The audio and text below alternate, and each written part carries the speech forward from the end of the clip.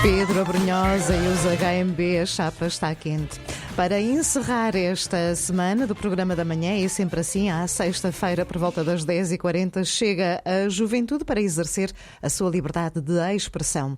André Ferreira, Francisco Gomes, bom dia, bem-vindos, bom trabalho. Bom dia. Bom dia, Maria João. Bom dia, Maria João. Bom dia, André. Bom dia a todos os ouvintes da Rádio Terra Nova. Estamos aqui mais uma semana para mais um programa e, infelizmente, esta semana não começamos da melhor maneira. Começamos com duas notas pesar. A primeira em relação ao general, um dos militares de Abril, um dos capitães de Abril, o general Almeida Bruno, que inclusive sofreu uma tentativa de homicídio antes do 25 de Abril. Felizmente não aconteceu nada e participou como capitão de Abril naquele 25 de Abril de 1964, naquele golpe militar, como eu gosto sempre de referir, aquele golpe militar que trouxe a democracia a Portugal. O funeral realizou-se ontem, tinha 87 anos e é sempre um militar de Abril, é sempre uma pessoa que trouxe democracia, ou pelo menos deu início à chegada da democracia a Portugal, concluída no 25 de novembro de 75, os pêsames à família e aos amigos do general Almeida Bruno.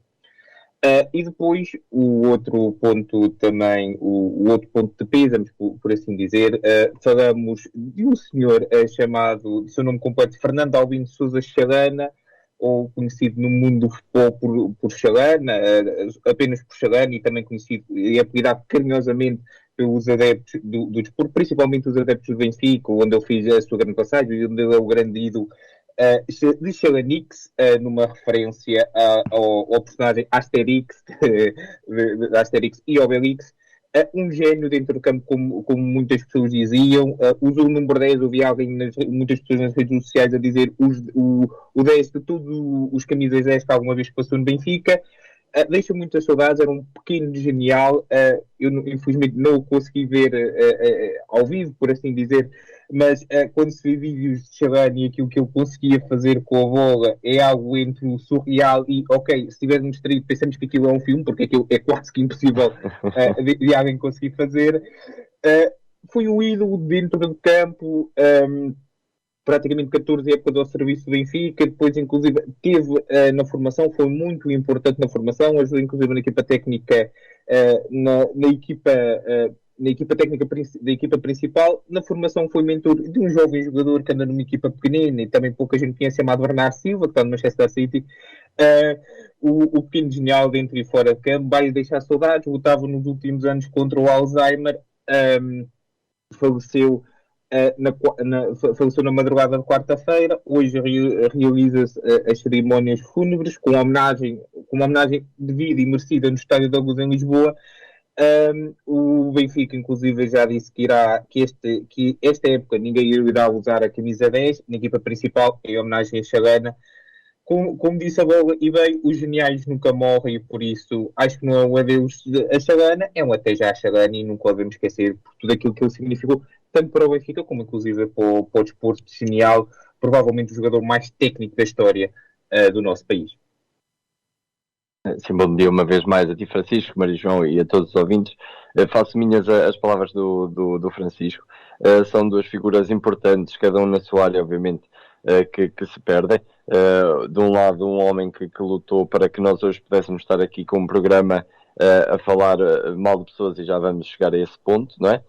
E do outro lado, um gênio que alegrou imensas pessoas na altura em que ele jogava, que tinha a bola nos pés, mesmo depois, quando já não jogava, quando apenas pertencia à equipa técnica ou às formações, também ele alegrou e vai continuar a alegrar, porque continuamos a ter os jogadores que ele próprio formou a jogar. Portanto, duas figuras importantes que se perdem, apesar, obviamente, às famílias e amigos mais próximos, e como exatamente referiu o Francisco referiu o título da bola, os génios não se perdem, e nós vamos ficar aqui sempre a lembrá-los. E agora também me fez lembrar uma frase de Mourinho numa entrevista, que só vai uma pessoa só se esquece de alguém que morreu quando essa última pessoa que se lembra dele morre também. Portanto, se todos nos lembrarmos destas duas grandes figuras máximas, eles nunca irão morrer, e portanto é bom estar sempre a dar destaque estas figuras máximas, cada um, obviamente, na sua área.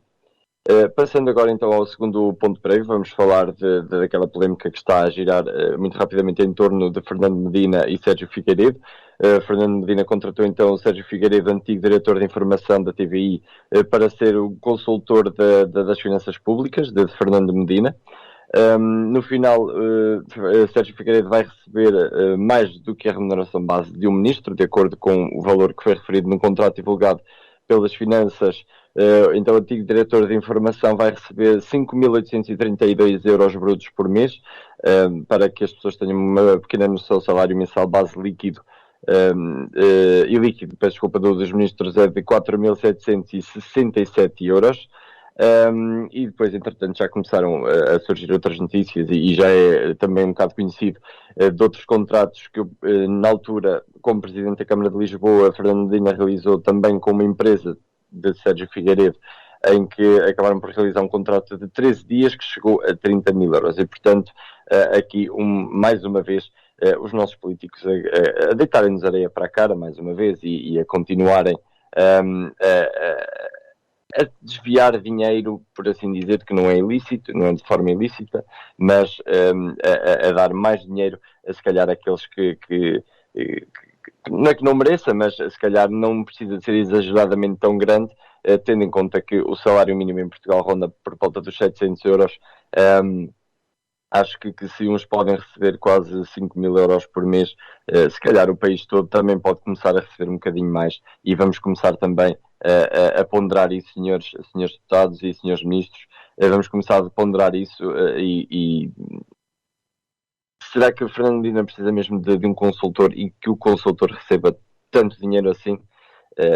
É mais uma daquelas pérolas de Fernando Medina. Se calhar Fernando Medina nestas próximas semanas vai ser o novo Eduardo Cabrita, porque algo me diz que Fernando Medina também não vai ficar por aqui, vai continuar sempre a fazer as neiras, e nós gostamos disso por um lado, mas por outro, a nível nacional vai ser um bocadinho chato de se ver.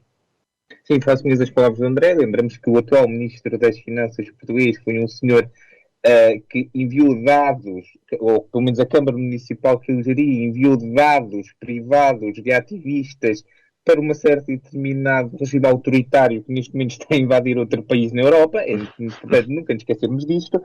E isto aqui, no máximo, tendo muito boa vontade, dizendo que isto aqui não foi por, enfim, uma dívida pessoal, uma dívida de amiguismo, por assim dizer.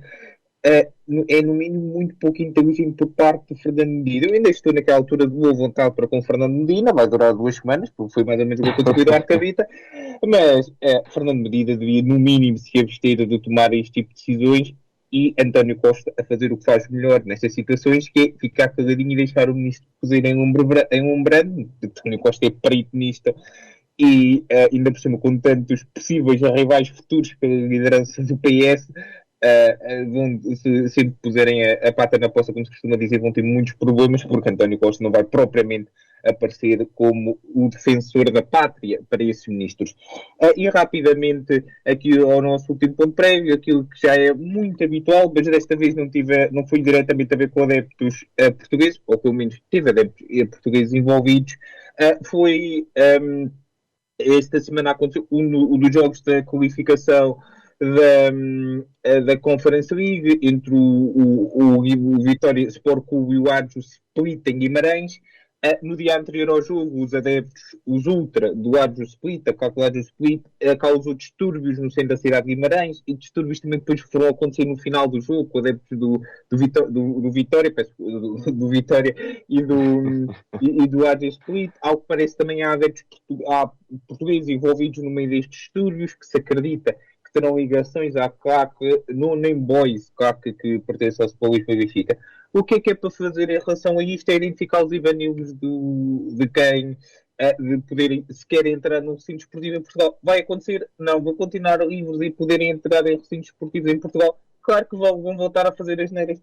Pois vão, claro. Lamento ser assim, mas é o que vai acontecer no futuro. Isto aqui não vai ter conclusão nenhuma, não vai haver acontecimentos nenhum, não vai ter castigo para ninguém. É o que acontece habitualmente em Portugal.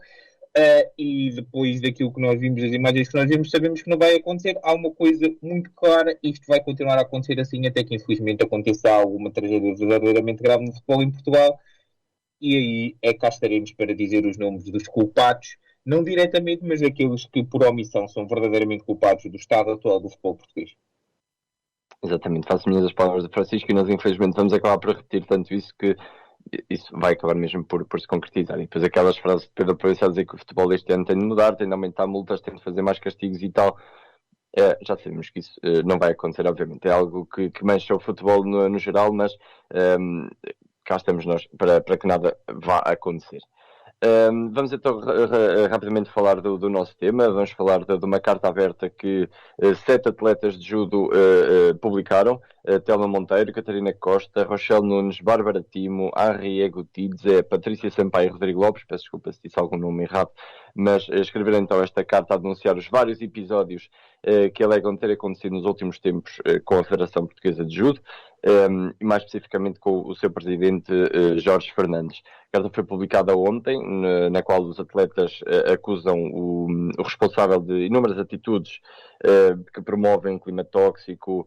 Ele tem atitudes opressivas e até os atletas chegam a dizer que chega a mencionar algumas expressões xenófobas quando menciona a origem de vários atletas que estão inscritos na federação, como por exemplo a de Bárbara Timo, e estou a parafrasear: vocês lá no Brasil nem uma Coca-Cola bebiam, agora chegou aqui, a gente está-vos a meio, vocês querem tudo.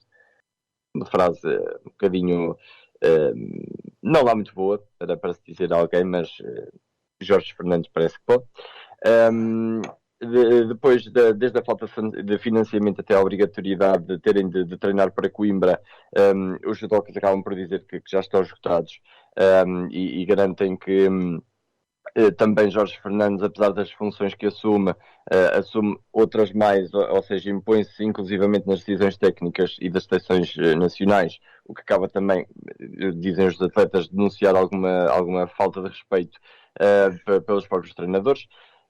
E portanto os judocas na carta resumidamente pedem mais respeito e que sejam tomadas então as atitudes, sugerindo que as bolsas olímpicas passem a ser geridas também pelo Comitê Olímpico de Portugal. A própria atitude do Presidente para com os atletas e treinadores, como o que está mencionado na carta, acaba por deixar muito a desejar.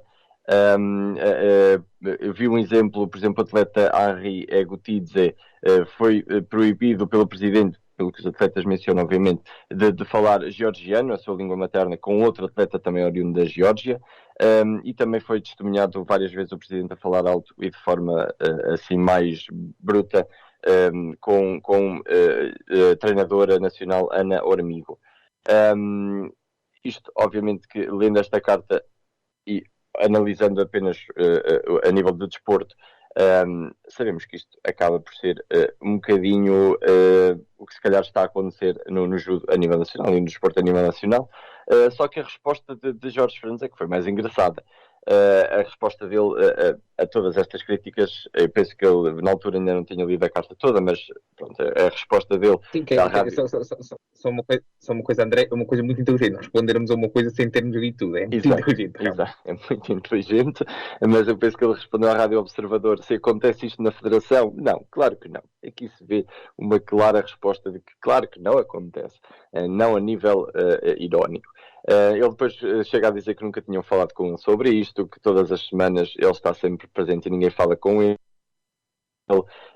E depois chega a dizer que 7 atletas também não é representativo dos atletas da seleção e do judo nacional. Porque será, Sr. Jorge Fernandes, porque se calhar o senhor, devido às atitudes que toma para com toda a gente que está dentro do judo, se calhar os outros têm medo de mencionar e têm sorte em serem só 7 e não serem mais, provavelmente. O Jorge Fernandes acaba por dizer que tudo o que está na carta é mentira, relativamente ao caso do atleta também Henri Egutidze ser proibido de falar georgiano contra o atleta. Ele diz que, e estou a parafrasear, ele ou eles podem dizer o que quiserem, mas sobre isso nem comento. O que posso fazer? Rir-me e achar que é uma anedota, não é mais nada. Ora, aqui nota-se também uma certa hipocrisia, uma atitude infantil do Wilson, melhor que todos, e fala assim, nhanhanhã. E devo dizer que até as crianças têm atitudes melhores do que estas, e respostas melhores do que estas. E lá está, como eu estava a dizer anteriormente, A resposta do Presidente veio provar que o que os atletas dizem é claramente verdade, porque anos e anos a ouvirmos sempre as mesmas desculpas, as respostas do é mentira, não é isso que acontece, os atletas são isto, X e aquilo, uma pessoa acaba por chegar à conclusão que estes dirigentes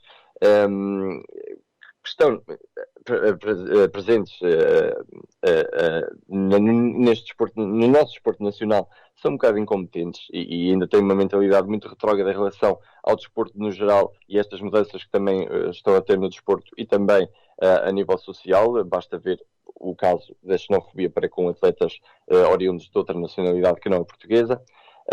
E vê-se também claramente o estado podre em que os dirigentes do desporto estão a deixar qualquer tipo de modalidade, e temos de mudar exatamente isto, temos de chegar a uma mudança radical e eu espero que estes atletas consigam fazer chegar a sua mudança e que acordem muitas mentalidades para o que está a acontecer, não só no judo, mas também a nível nacional no desporto. Rapidamente, só para rematar isto muito rapidamente, Jorge Fernandes é culpado de todas as acusações, basta vermos a entrevista que ele deu ao Observador, porque ele diz que não fez, e na frase a seguir assume que fez. Por exemplo, em relação à xenofobia, ele diz nunca fui xenofóbico, e depois contaste exatamente igual a como está na carta, que é uma coisa absolutamente maravilhosa.